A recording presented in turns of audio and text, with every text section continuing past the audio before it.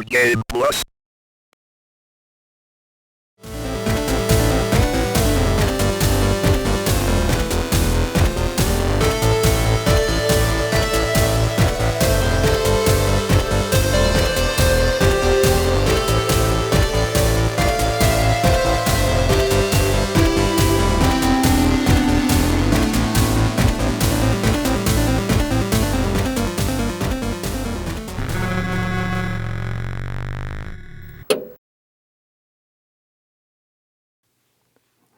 All right, man, here we are. Yeah, here we are.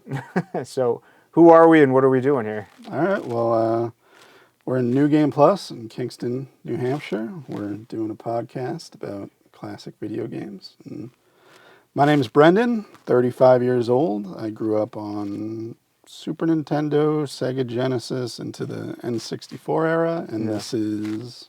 I am John, and I think, well, I'm John. That's who I am. I don't know why my thoughts trailed off of that. But I'm 42, going on 43, and I'm of the NES generation. So, and for New Games Plus, I do your social media. Yep. And I don't know, ever since we started working together, like, we found that, like, we have, like, this good nerd rapport. Definitely.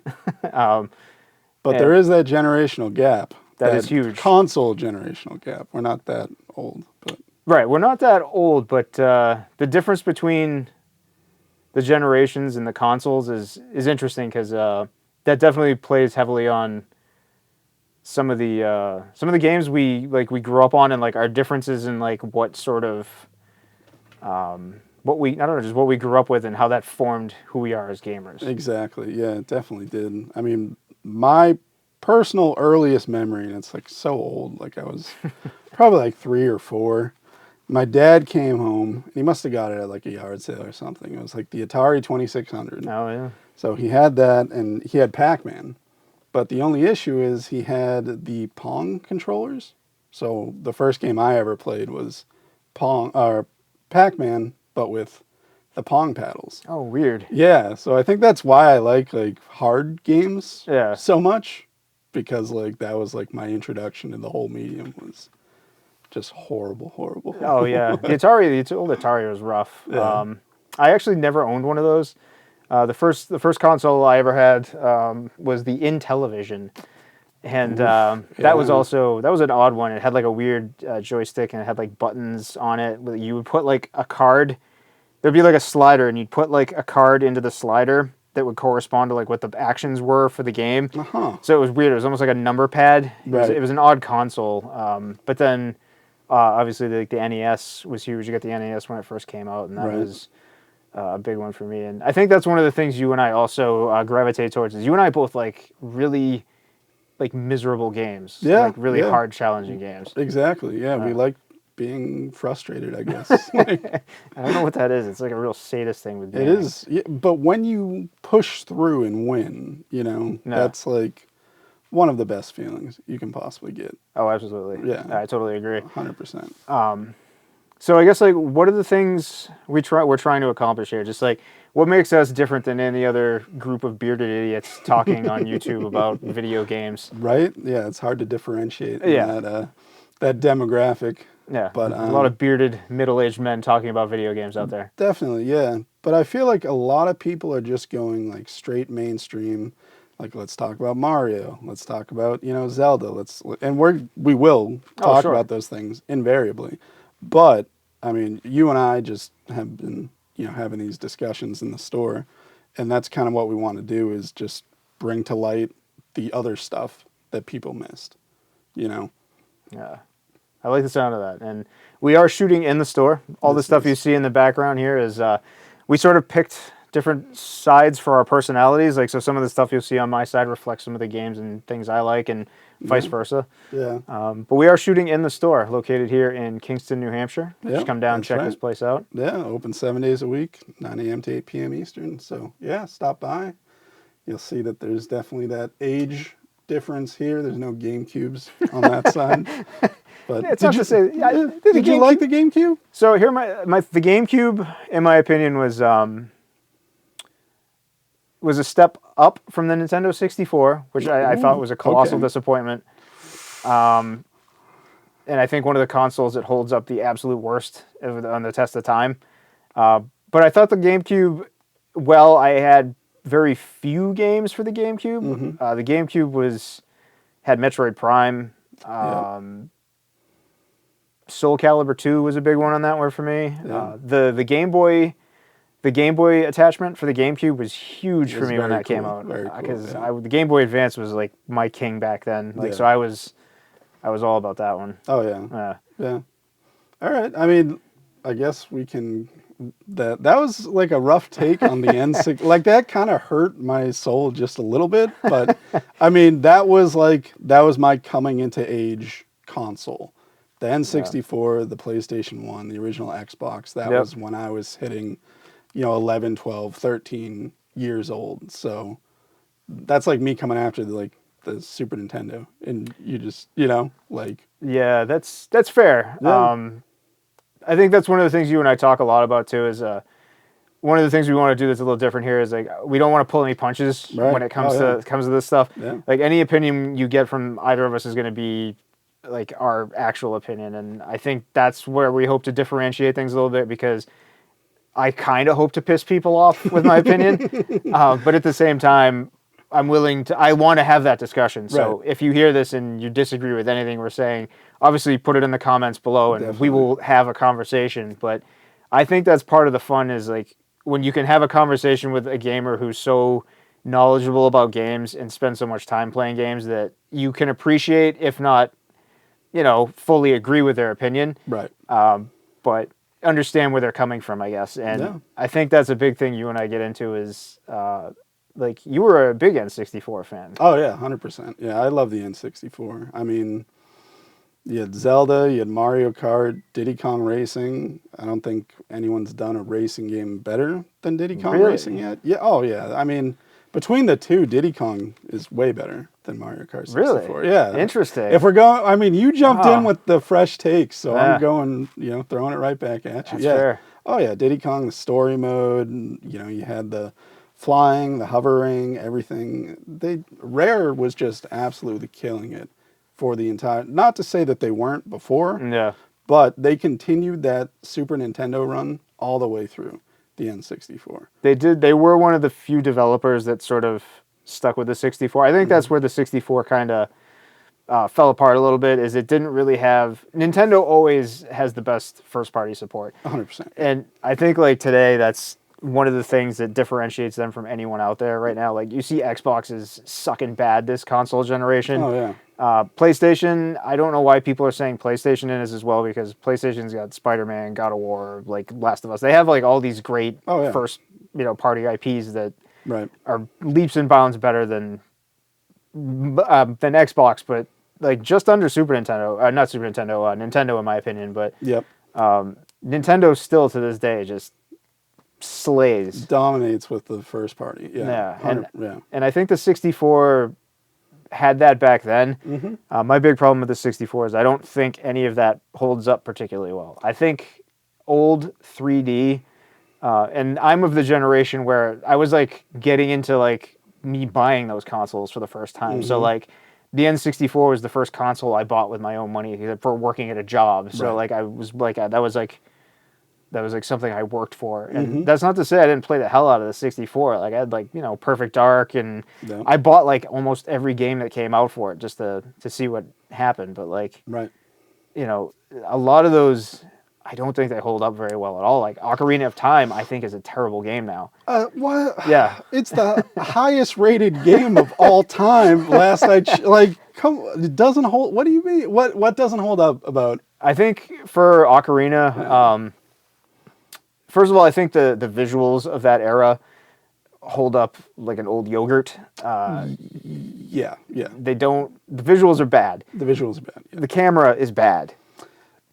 The camera and I say Ocarina, so this is okay. Either way, we're gonna like piss off half of you out there with the pronunciation. But at least it had the Z targeting, and you could control the camera. It wasn't like Mario 64 where they had what's his face flying around behind you. Like they did pretty well. And compared to PlayStation games at the Oh yeah. time. Yep.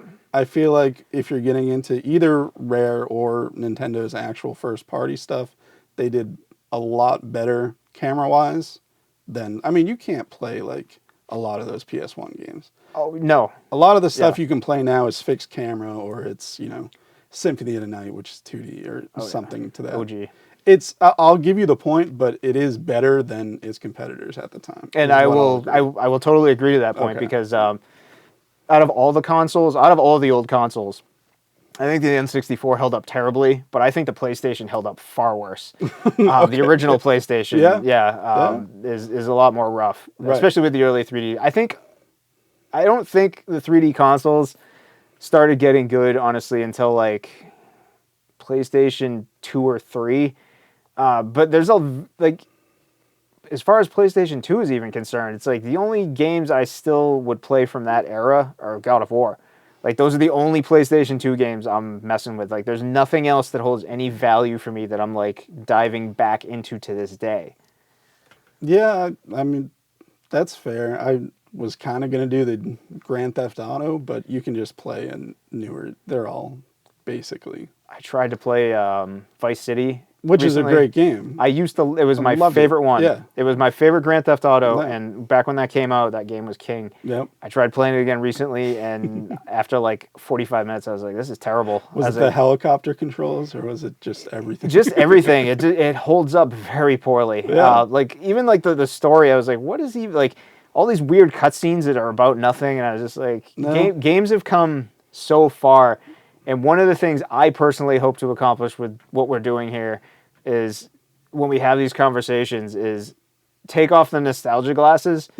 A big part of what makes gaming, for me anyway, personally, is that feeling. The nostalgia feeling is very real. Right. But I'm also very hypercritical about everything. And it's not even just video games. It's like movies, anything from my Yep. past, like old cartoons from the 80s even. Right. Where it's like I try to look at these things with a fresh perspective Mm-hmm. and see if it really actually withstands the test of time to make that thing exceptional, or was it just a product of its time that was so good because you were growing up with it Right. and it was so monumentally important to you. But do you have what it takes to take off those glasses and look at it with a perspective of a 35-year-old man or a 43-year-old man? Right. I do agree, but there is a caveat to that whole viewpoint, and that is that you can take off the rose-colored nostalgia glasses and see it as it is, but you also have to put on the perspective of what was built from that. I agree. Okay, because we're talking about Ocarina of Time, like that's the blueprint for all 3D 1,000%. Zeldas up to, in a lot of ways, Tears of the Kingdom, which is sort of the Breath of the Wild's the newest Zelda-ish sort of. I don't know what to say, like generation. Yeah, and you were totally correct. I 100% concede to that, and to me, it's like I respect where that foundation comes from and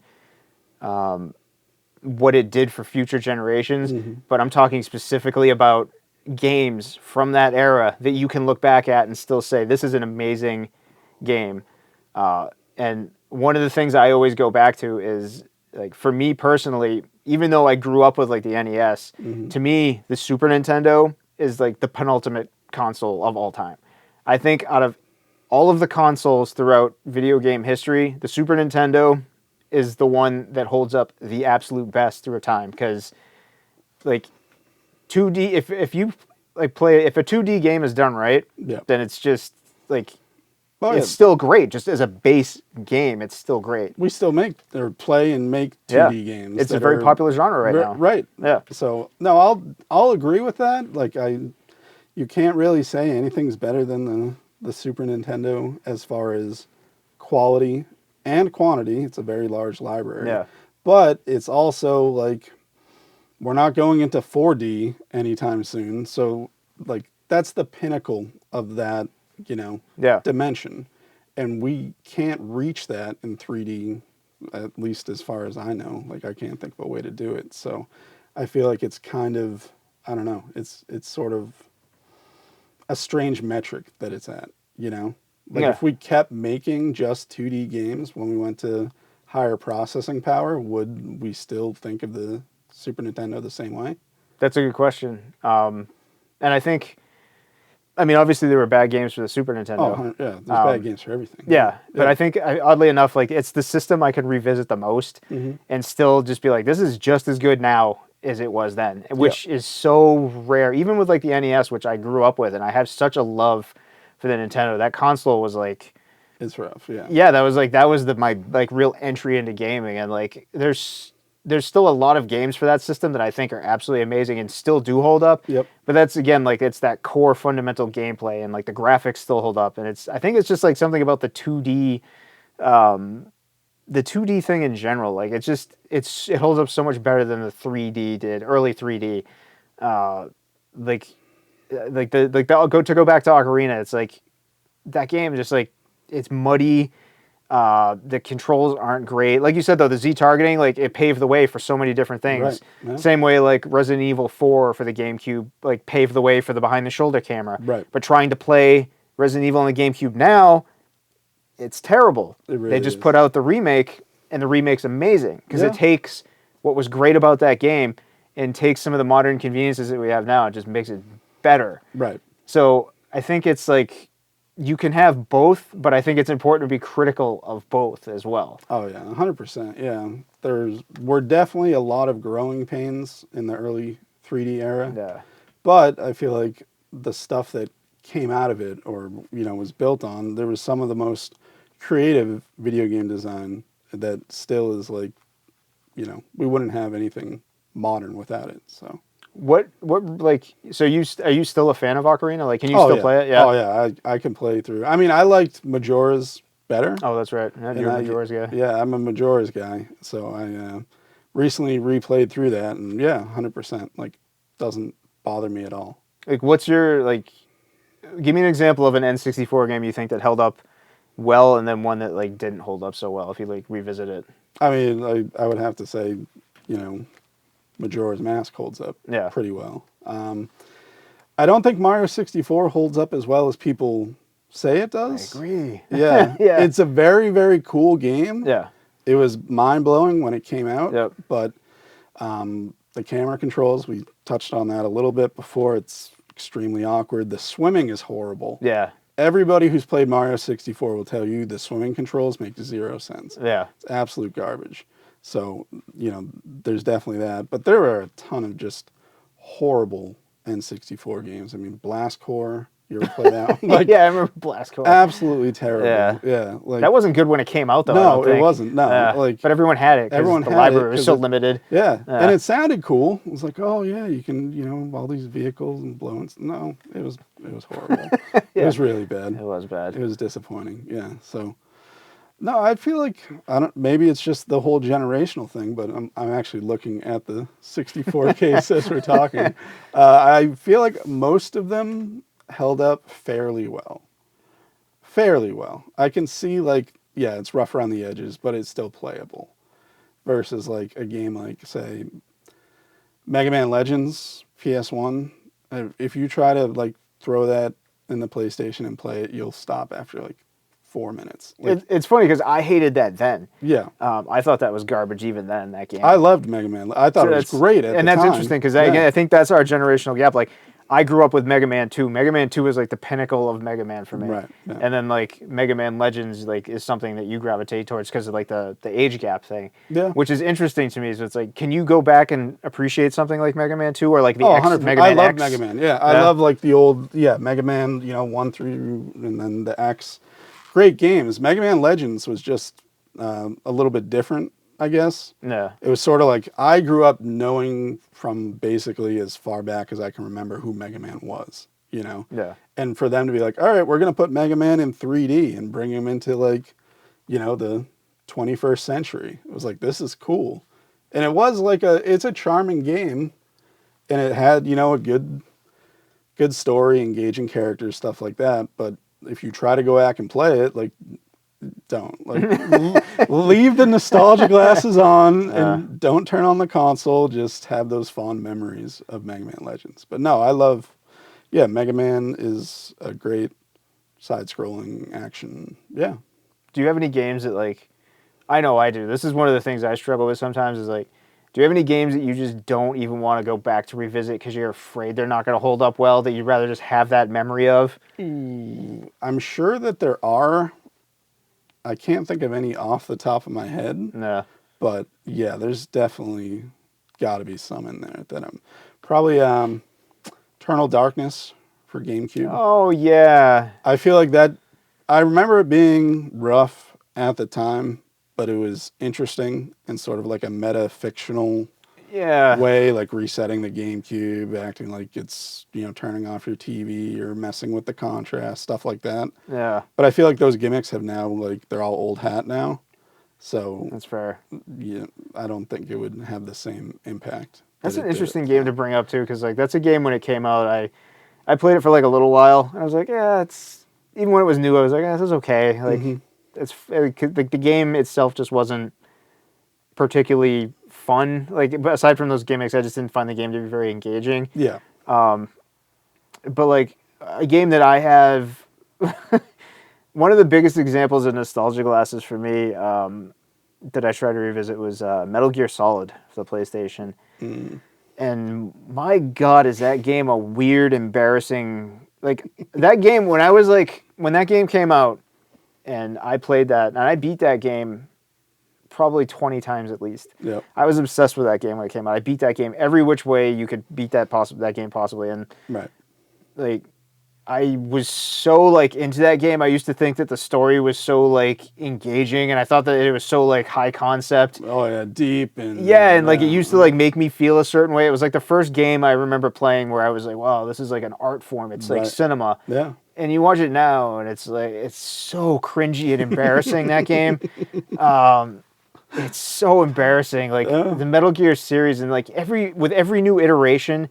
Like Kojima just loses his mind more and more. I feel like each game just gets progressively weirder and like more nonsensical, but there's more cutscenes to watch that make no sense. It's like that's a series for me that I think like is one of the worst examples of trying to revisit something that was so not even like that you loved, but was like so important to you at the time and changed your perspective of gaming.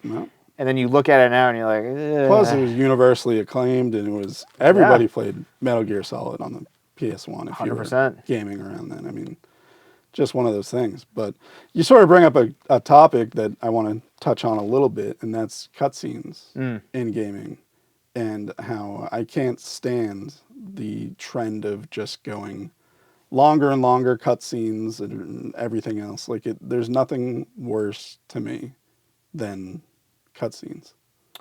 Do you not even enjoy them if you're like really engrossed in the story? No. If a cutscene is longer than say a minute and a half, I want to skip it. Really? Yeah. Why? Why is there like I can? So like the history of cutscenes, you had PS1 is really where we started. I mean, there's stuff before, but mainstream that's where you started seeing it. Final Fantasy VII and whatnot. Like Sewer Shark or Night Trap, you know what I mean? Those are just big cutscenes. Yeah, Dragon's Lair, if you want, Space Ace. Right, yeah, that's what I'm saying. Dragon's Lair, obviously, but like we're saying, and it's just they did it because technologically at the time you were able to give a better viewing experience. Yeah, graphically. Yep. Graphically, because Final Fantasy VII, if you look at the cutscenes now, they're kind of not great looking, but it's better than Blockhead Cloud, who his hair is just a different block. Yeah. Like it looked horrible. There's, everyone's fucking pot roast hands. Yeah, exactly. Yeah. So you couldn't have like an emotionally engaging cutscene when things looked that horrible. Yeah. Now every cutscene looks more or less the exact same as the gameplay. So why are you not able to give me that information in game while I'm able to move around?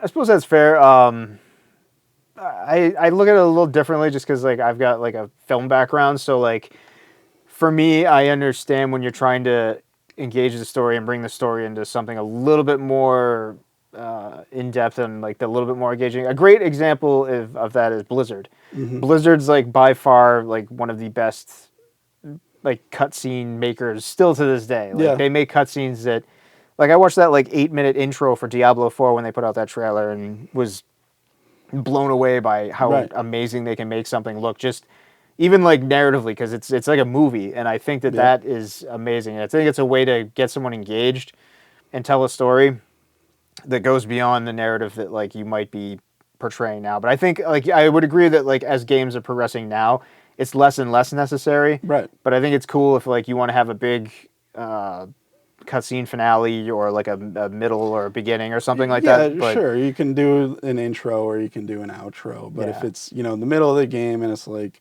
all right, you beat the boss, now watch an hour and a half movie. It's like, I can watch a movie. I can go do that. Like, I yeah, want to play a game because it's interactive. There's that skill involved, there's pushing yourself, there's exploring a 3D or 2D environment. yeah, I'm not getting any of that and I like movies. Don't get me sure. wrong. Like movies are great, but if I want to watch a movie, I'll watch a movie. I want to play a game, I'll play a game. No, That's that's I would totally agree with that. I understand 100% what you mean by that, and like I think finding that happy middle ground. I don't think a lot of games are doing that as much as they used to though. no, but there are still a lot of games that do like the long sort of cutscene driven, and it's to me it actually feels kind of lazy. It feels like, oh, this is an acceptable thing to do because back in the Diablo 1 days when it looked, your isometric view looking down barely can Yeah, tell if that's a puddle of blood, then you have this super cool cutscene. yeah. Like if it just looks super cool, like then just make it super cool. I feel like it's expected at this point that hey, you can, throw this big info dump in there. Like let me uncover like your world and, the mechanics and everything else like that. That's what a good game to me is. Like storytelling, like I love like the Dark Souls method of Mm. go out there and you can either just fight stuff or you can, dig and figure out what exactly is going on here. Like So you like to be a little bit more minimal with your. I wouldn't even say minimal. I would just say more interactive in the story. Like you could have a cutscene that shows the relationship between two characters, or there could be some side quest Mm. that you go and do. You don't have to do it. It's not part of the completion of the game or whatever. It's entirely optional, but it's there for you. I feel like that's a much better way to tell the story than just showing me two people on the screen with like they're not Hollywood writers doing a lot of this stuff. Yeah. Sometimes there's some great writing in video games, but generally speaking, it's pretty second rate. That's fair. I think for me, one of the reasons I'm enjoying games a little bit more nowadays is I like that deeper, more grandiose storytelling they're trying to do. I like the games are getting more cinematic in all aspects, like their presentation, Hmm. like their storytelling. I love a good story. So for me, that's one of the reasons I enjoy games. That's not to say Hmm. I don't enjoy like a game where like Bloodborne or Dark Right. Souls or something like that, where like you said, like it's like that takes a back seat to the world, but the world itself is telling a story, and you have to Yeah. like you anything if you choose to unearth it, you can. Right.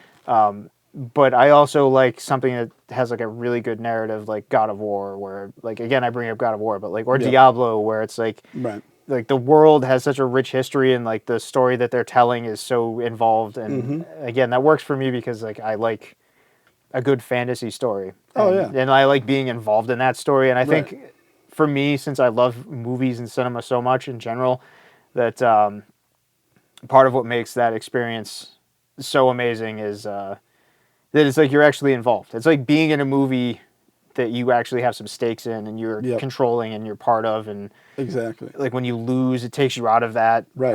And I love that, and I think like not even like God of War, but like even to like a lesser degree where it's like kind of in between both of those is something like Hellblade. Did you play Hmm. Hellblade? Yeah. So anytime I play Hellblade, I've played that like 3 times, I think. Hmm. Anytime I play it from beginning to end in one sitting. Yeah. Like I will sit down and just play that game all the way through because that game takes you on such a journey, and it's like 7 or 8 hours, and that story that game tells and what that game does, it's just like it immerses me in that world, and the Right. story it tells like just like kicks the shit out of you. And I love that. I love that this medium allows for that. And like in a game like that, especially like where you die, it's integral to the story and the way that the story is told. Right. And for anyone out there who's never played Hellblade before, you should absolutely play Hellblade. Oh, absolutely. Because that game is like next level, like everything. Right. But as a game, it's not that interesting. Yeah. So like minimally, it has like a very minimal gameplay, but it's engaging you and it puts you in the world, like a Bloodborne or like Demon Souls or whatever you want to look at that. Right. But it spins that yarn and like tells it to you, and like I don't know. For me, that's sometimes I just want to shut off my brain and get immersed. Yep. But I also love it when something tells a good story and does that well. I'm not trying to say that I'm against good storytelling in gaming. I just feel like going the cutscene route is like lazy way to do it. That's fair. I feel like you can definitely tell, and I think it's more interesting when you tell it through the gameplay or through, side quests or what have you. It's like, I wouldn't want to watch a movie of someone reading a book to me. That would be a pretty bad movie. But it could be a really good book. Unless it's a Never-Ending Story, which is a good movie. Well, about both yeah, of those or Princess Bride. Yeah, there you go. Yeah. We've proven our theory wrong. I know. That's horrible. Can we cut this part? Absolutely not. Everything stays. It's live. We're doing it live. Fuck it. Everyone knows. But that is an interesting point. Yeah. So I guess one of the things like we were trying to accomplish with this episode is just give everyone like a basic idea of who we are and some of the things we grew up with. I guess to go back to that, like to wrap things up, I guess when we were talking about the consoles and you being what were you, like a Super Nintendo, a Sega Genesis mainly? So yeah, I had the Genesis, and then my best friend had the Super Nintendo. So it was one of those things where I had the same scenario, oddly enough. Yeah, that's how it was back then. Yeah, like, people it really don't. was. Yeah, you had one kid on the block who had the one and one kid who had the other, and you sort of went over each other's houses and tried them out. But yeah, Genesis was what I had. Yeah, same. And then I had a buddy who had a Super Nintendo, and he showed me Super Empire Strikes Back, and that blew my mind. That was the game that like sold me on it. Yeah. But I'd also played Mario World and like Walmart. Like they had the display and you played Mario World and like Walmarts and stuff. Yeah. But he also had Final Fantasy 3, also Final Fantasy 6. Yeah, 3 at the time. Yeah, and that game was like I loved that game and fell in love with that game so much that I would like have him record like the soundtrack onto a cassette for me because you could like hook it up to like a stereo. Right. And, yeah, that's one of those things that like the Super Nintendo is the thing that like changed me because I had the Genesis and I loved my Genesis at the time and I still appreciate the Genesis. Right. Even though I think like of the two it aged harder, but the games that are still good for it are like still really good for that for the Genesis. Yeah, definitely. I think the Super Nintendo gets a lot more attention and it does have a much bigger library, so that makes sense. If you're going to collect for one of them, collect for the one that has the bigger library. Yeah. But there were a lot of, forgotten franchises on the Sega Genesis that were super cool and interesting at the time. I mean, the whole Shining series was Shining Force all over the place. Yeah. Shining Force and Shining in the Dark and all, Phantasy Star was really cool. And I've still never played a Phantasy Star game. Yeah? Well, you should. I should. I know that. It's for sale here. It's for sale. Come down. But that was like at the time, at least in my own head, that was like the rival to Final Fantasy. Yeah. Maybe it was just a similarity in name, but very similar sort of gameplay as well. So, but it was more like sci-fi. Yeah. It was like sci-fi fantasy, right? Yeah. Yeah. When Final Fantasy was like fantasy with airships and the occasional chainsaw. And not just going on fucking wedding dress shopping with your buddies in a limo. That's it. We could do a whole episode on the fall of Final Fantasy. The fall of Final. Well, hopefully we got to play 16 so that hopefully it's the fall and rise. I hope so. It's the redemption of Final Fantasy. I hope so. I just watched like an 8-minute preview the other day showing like gameplay and just some of the takes on it, like combat and stuff, and I was like, all right. Yeah. I'm actually willing to give it a chance now. Like, whereas I was like, I'm not going to buy this at all. No. Now I'm like, all right, see what we'll watch some reviews, see what the reviews say, like see what the base common denominator is, good or bad. We'll go from there. Right. And that's the most fair I've been to Final Fantasy in like a decade, honestly. So well, it's hard when they and we're gonna make someone angry with this Final Fantasy. That's okay. Because, come at us. Yeah, come at us with your anger. Because anything past like 7 is somebody's favorite, but like most of them are pretty bad. Yes. Like we'll just say that, right? Like 8 was absolute like muddled garbage. When 8 came out, it was like similar to Metal Gear. When 8 came out, I thought that game was prolific and important and beautiful. Yep. And I was wrong. I was a teenager when I was playing that. Yeah. I didn't know anything. Yeah. And playing it, you are correct. Yeah, you're absolutely 100% correct. I did repurchase all of them again. Yeah. I know I was telling you in the shop, but if you're tuning in, I did purchase through PlayAsia the Pixel Remaster Collection. So it's going to be 1 through 6. Yep. And then I also managed to snag, I think on Amazon, 7 and 8 on a physical Switch cartridge. Cool. So like I've got 1 through 8 physical, and I have 12 on the Switch as well. Yep. Which holds up remarkably well, and I need to beat 12. Like that's twice I've played it to like just about the same point, and I just kind of stop. Right. And I don't know why, because 12 is actually really good. Oh yeah, 12 is probably the high watermark of the. I mean, everyone agrees that 1 through 6 is a great run. Yeah. And after that, 7 obviously is universally acclaimed and everything. But after 7, it sort of went off the rails a little bit. Everyone has a love for 9 that I never understood. When 9 came out even, I didn't like 9. Yeah. I never finished 9. Final Fantasy X I did like. It was very linear, but I thought it was enjoyable. I did not like 10. Didn't like 10? I thought some of the characters were cool, like Auron. You had like the half-blind swordsman. He was cool. He looked cool. He was probably the best part of it, but... Not a fan of 10? Why is his name Titus? I don't know. That sounds horrible.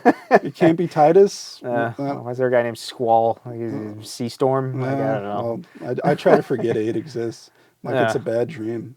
I'm looking forward to playing both of them again, especially because it gives you the option to like have like your limit breaks full at all times, so you can just bang through it. Now I just want to play. Same with the Pixel remasters. I'm looking forward to playing through all of those. Not even like as like a challenge, but as just something that I can revisit and just do quickly, right? Just to get the story to see if that holds up. Because 4, especially, I'm looking forward to playing 4. 4 was amazing. That game was dark and gritty and awesome. Yeah. And 6 is like, I think, one of the greatest RPGs ever.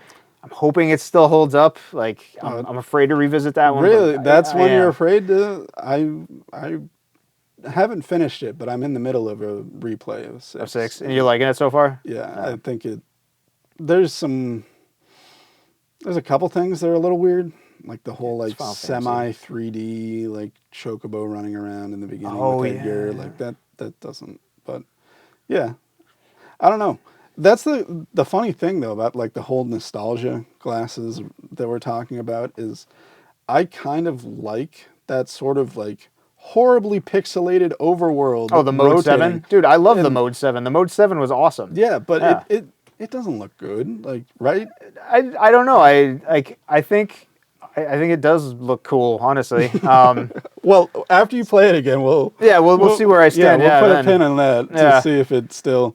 Because I feel like that's one of those things where it's like, it had such an impact at the time that it's still cool, and I can't like...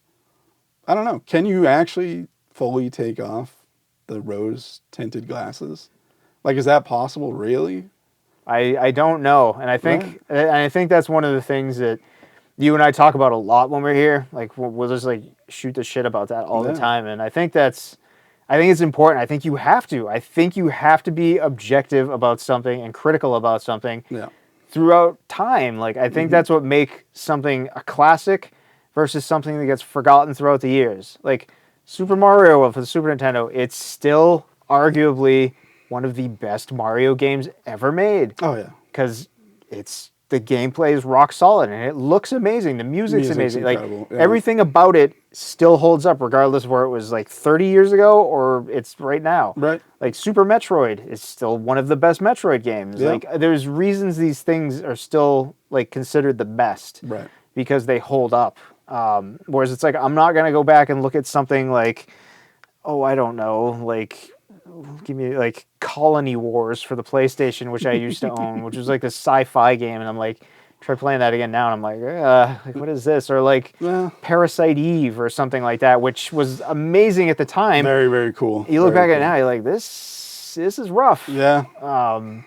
Like I think it's important to be critical of these things, and you can still like love something for what it meant to you at the time and reflect on it fondly, but I think you need to like look at it for what it is now. No. And I think that's important. I think that helps you grow as a person. It's definitely important to do that. Yeah. No, 100% agree. But I also feel like at a certain point you just got to be like, yeah, I still love it though. Like That's everything you've said about Ocarina, like I'll be like, oh yeah, the texture's not great. Like it's blocky, blah blah blah. Like, but no, it's even that stupid Navi. Hey, listen, like love it. Like just keep screaming in my ear. Like let's go to the forest temple. Let's go to the water temple. That's the worst one. I'll do it again. Like this is fun. Like Fair enough, man. yeah. So nostalgia glasses, we keep a pair in our cars, in our pockets. We have them with us Just always. give them like the Yeah. Sometimes you, that's a good point. Sometimes you look over them. Sometimes you look Sometimes through you look them. through them and you just feel like right through it. Just You're like, enjoy oh, it's it. fine. I'm happy. Right. I'm enjoying this. Yeah. So I guess the question that we pose to everyone else who's watching this, and thank you, by the way, if you're watching this. Yeah, This is our first go at it, and I think we're gonna try to maybe pick some games and talk about them in the future. Yeah. Yeah. Specific things. Yeah. If there's anything you guys want to hear us talk about, let's hear it. Yeah, between the two of us, there's a lot of life wasted. Way too much. Yeah, we were talking about that earlier. Like, if when you die, like there's a clock that is shown to you, and like it's like, hey, you spent 75 hours of your life playing Super Mario. They'd be like, well, that's it. what are you gonna do? What are you gonna do? It's 3 days of my life that I do not regret. Right. Yeah. But between the two of us, there's been a lot of sunshine that was not absorbed. Oh yeah, a lot of lack of sleep. Yeah. Those 4 a.m. mornings and. Yeah. Speaking of which, what is I already know the answer to this, but to anybody watching, what is ruining your life at present? Oh, Tears of the Kingdom. 100%. Yeah, it's horrible. Like I've probably got like 4 hours of sleep since like per night, not total, but yeah, I love that game. It's incredible. I can't wait for you to play it so that we can, talk through it. There's a lot of stuff that I think pays homage to definitely the Link to the Past era, which I think will be really cool to go into. Link to the Past. There you go. The OG. Yeah. Hey, Link's Awakening was my first. So Link's Awakening. You know what's funny is I just recently played that when they released it for the Switch. Mm-hmm. I had never played that one before. I'd always thought it was weird and goofy. Yeah. And then that Switch remake is astonishing, and it is weird and goofy. It is, but it's really fun. It's very cool. Yeah, it's a very fun, and the ending is bleak as fuck. Oh yeah. The ending of that game's so dark and sad. Yeah. It's the original Majora's. Did you steal from the shop? Did they call you thief the rest of the game, or did you not do that? I don't think I did that. Yeah, you can just walk in the shop and take stuff. And they just call you a thief? And your name just turns to thief. That's neat. Yeah, I felt bad when I was a kid and I did it. Like, game's guilting you. Yeah, and moral. It was weird feeling that. These little pixels, like, judging me. Judging you? Yeah. Like, I have a name, it's Link. No, it's thief now, baby. I need to get into Tears of the Kingdom. You and I were talking about this, but obviously, no one watching this knows. But I started playing, and I got like a good 2-3 hours into it, and I just had to stop because I wasn't vibing it. Yeah. And that's not to say it's like I don't like it, but it's too soon for me to play that. And you and I have discussed this, but I have a thing where, like, sometimes the game that I pick up to play isn't the game I want to play, and I need to recognize that now and put it down so I don't judge it unfairly as I'm playing through it. And Tears of the Kingdom was getting me in that way. So, right now, with a thing that's stolen my life force at the present, it's a game called Star Renegades. I'm playing it on the Switch. It is just ridiculous. It sounds very cool. I'm going to check it out. I can't wait for you to check that out. It sounds like it's just up my alley. Yeah. So, yeah, I can't wait to play that one. Yeah, and if anyone out there, you've never heard of this one, check out like a trailer for it, but It's like a sci-fi fantasy roguelite that's just, oh, it is miserable and punishing and just the exact thing like I need right now to like keep me in check. Like I need it. Like it's got me by the balls and like. You had me at miserable. Oh yeah, dude. I love a good miserable game. Yeah. Yeah. So if you're like us and messed up and like miserable, horrible experiences that you beat somehow, check that one out. Yeah. Yeah. We are gluttons for video game punishment here. Yeah. That's what we live for. Yeah. So I think that'll do it for our first one. Yeah. Yeah. Let us know what you think. And hope to see you next time. Or here at the shop, which is located where? Kingston, New Hampshire. So stop by right on Main Street, 160 Main Street. New Game Plus. New Game Plus. Come get some games. Check it out. It's a museum in here. It's amazing. It's very, very awesome. So I guess until next time. Until next time. All right. Cool.